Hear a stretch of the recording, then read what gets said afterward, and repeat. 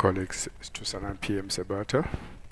I'm doing a video on valuation of Post Holdings. This is a cereals company. It's a company I came across through a discussion which I saw on Twitter. This company was branded as one of the companies with good management, good capital allocators. And when I came into Finviz just to check this company because I had not heard of it before, I wasn't impressed. So I thought, let me just do a proper dig in on this company. As I was doing some research, I realized it's an interesting company. This is what I came up with. First, I'll start with the just general information from Finviz and what my initial understanding of the company was. It's a company with a market cap of 7.25. So it really falls off my radar usually. No wonder why I did not know about it. I usually like to look at companies from the 20 billion upwards. That as it may be, but it has optionable, shortable. So on that score it qualifies. Its PE is a little bit high compared to S&P, seeing that just a cereals company, food company. I didn't expect that PE to be that high. And the debt was a little bit too much for me. It's double equity. Earnings, yeah, it's been growing very well. No wonder why the PE maybe is that high. But in the last quarter, things did not go well. Coming to the ROA, ROE, and ROI, I wasn't impressed. This is where I really had issues. If this company's return on investment is about 5%, if I factor in my risk premium and whatever, what will be left of this company? My initial analysis was that this company is losing cash. It's one of those value destroying companies. That was my initial analysis, and I'll almost hold on to it, but we'll come to it as we go through. And the next part was institutional ownership is very high. If this is correct, that this company is losing money, is destroying value, why are institutional ownership this high?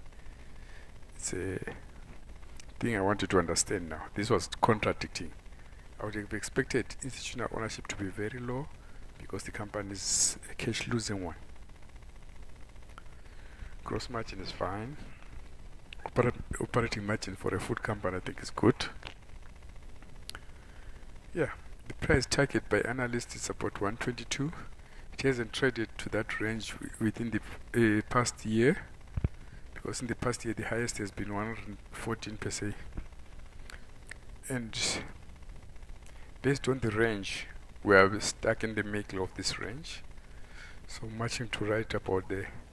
And on the performance, it's not been a great performance, especially year to date. We've underperformed the S&P 500. So it's not really a company which I would stand up to and be happy. But the beta is very low. It's 0.33. The food industry, people will always eat their snacks whether the market is doing well or not. So my initial take here, the key takeaways were contradiction of lots of institutional ownership when the company's return on investment is very low. And the past quarter's performance was very disappointing. That is, it may be, I went on and looked at some analyst reports on this company. Just in brief, what the company does there: operates as a consumer packaging goods holding company in the United States. It operates through post-consumer brands, wheat, bakes, refrigerated foods, and active nutrition. It's a cereals company. What I did not like about this performance of the company: compounded price change for the past 3 years is about 6%. This is highly insignificant. I like to see them with the price change compounded to just over 20%, then I'll be very happy. If I get into this company and it returns me this 7% in a year, I'll be struggling to beat the market.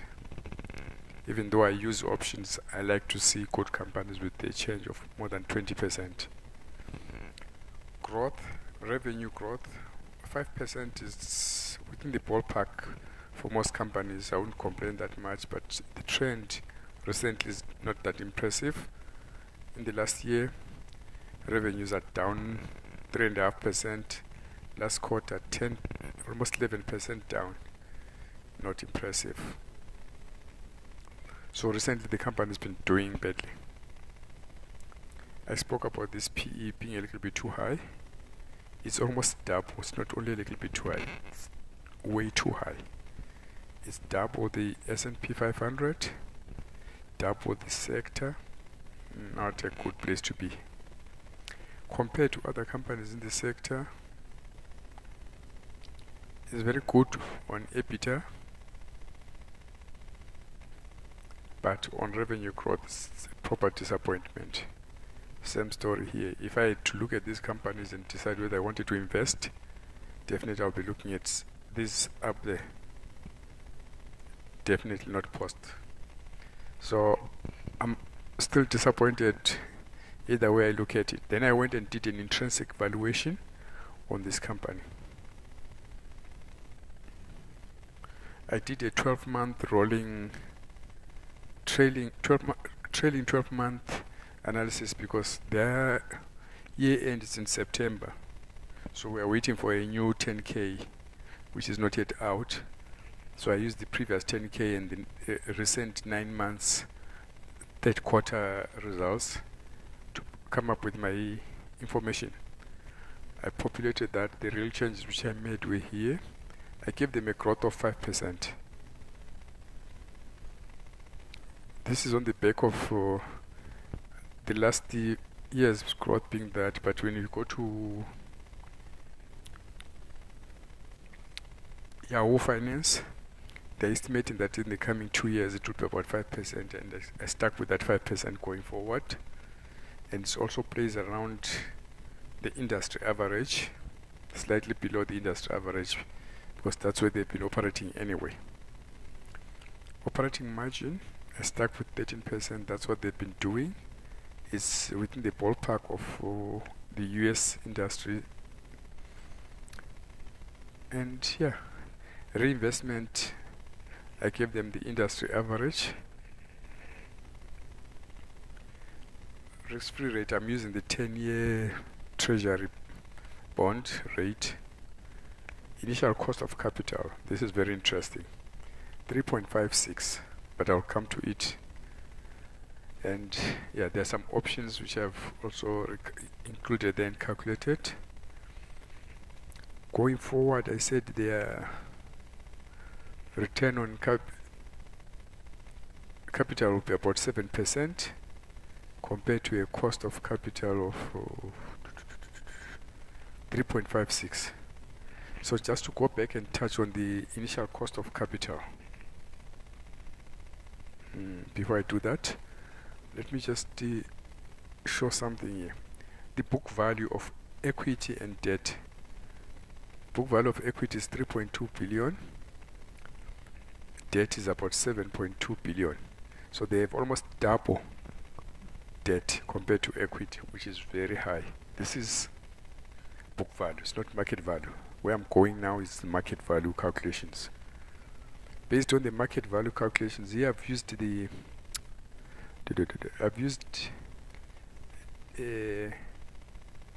beta, just a straight beta which I took from FinViz. They had beta at 0.33, and this analyst also had beta of 0.32.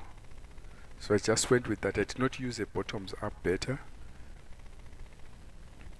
A bottom up beta, I was going to use one of these, break it down by industry and lever it up. I did not use it. It would have given me a little bit of problems. So I used a simplistic view of beta, but it works. This is a regression beta. And when it came to the risk premium, equity risk premium, I stuck everything into the US. and use the risk premium for a US company. I know it operates also in the UK and in some countries, but those are really insignificant. The risk premium for the UK and North America is almost similar, so I just went with that.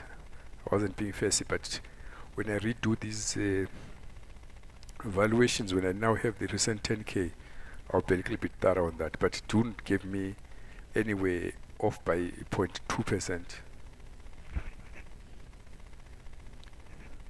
So that's my risk premium, that's my beta to come up with these calculations. And the pre-cost of debt, I use the synthetic one.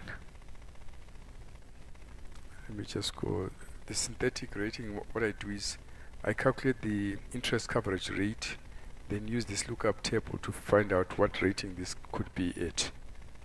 And that gave me a 4.73% debt. And those are the inputs which I needed to come up with my market values. Based on market value, equity and debt are almost equal split, so it's 50-50 there. And the average weighting is 3.56.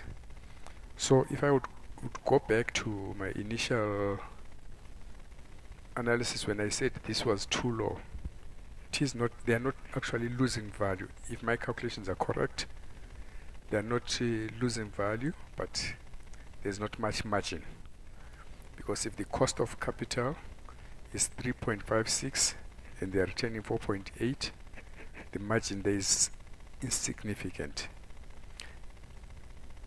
And return on equity is also not that great, but I'll revisit that in another spreadsheet.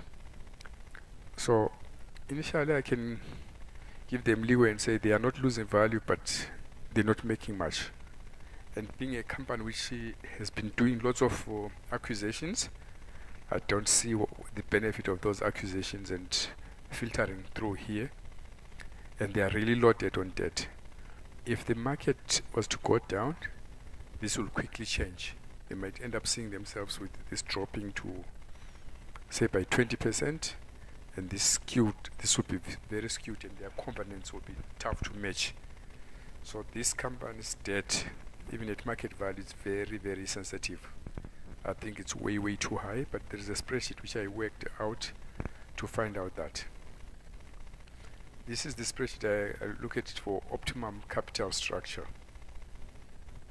Currently, their debt to equity, we've already looked at it at market value. It's 48.99% here, which is almost similar to what I had here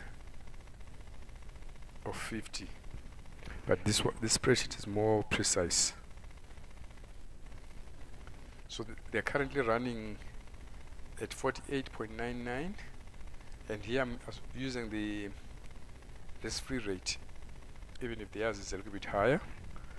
And when I do a scenario building here, the optimal structure where you get the best profits is only at 20%, and they're operating at 50%. So ideally, for rebalancing and structuring this company properly, we have to bring down the debt big time, about 30% down, bringing of this debt compared to equity. So this has to be seriously brought down to be optimum. So we are not operating at an optimum level. If you look at these figures here,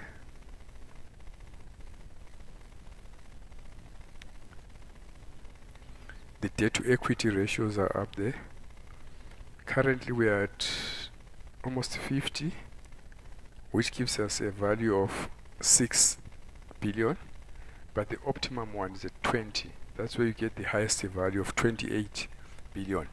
So we are definitely off looking at this scenario as to what's the optimum debt which the company is carrying. It's carrying too much debt. When things go wrong, this will crash big time. It is very good, and one can assume that they are great capital allocators when the market is still going up, but when the market starts going down, the cows will come to roast. This is not the best structure for this company. Then quickly looking at their returns on equity, when I do my calculations for return on invested capital, adjusting for goodwill, adding it all back. I know usually it's not added back, but these guys are perpetual acquirers of other companies, so debt I consider that as an asset for them, as invested capital. And yeah, after making some adjustments, I come up with 3.36, which is below the cost. Without the adjustments, we're at 4.8, almost 1% above the cost on return on capital. One cannot say these guys are good capital allocators based on what I'm seeing. They are not good capital allocators. They're in a bad industry, and they're busy doing acquisitions which are not translating to value added. They are not good capital allocators. And return on equity, slightly better, but still it's below the average, and there's not much difference there. In essence, my conclusion is these guys are not good capital allocators, period. With all these investment acquisitions which they've done, you would have expected these figures to have moved a little bit higher. So for me, I'm not impressed with them at all. So yeah, that's my conclusion, but I'll look at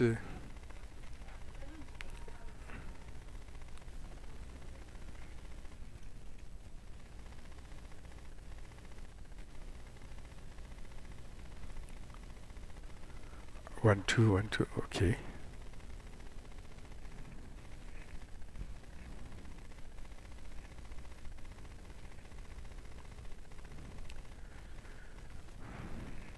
So my conclusion is that these guys are not good capital allocators at all. Not impressed with them. Not impressed at all.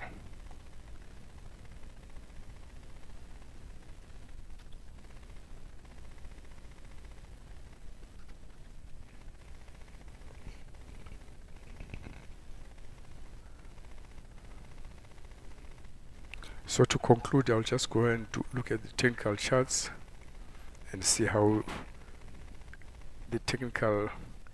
my technical charts look like. Just a quick one. Where are we with the technicals?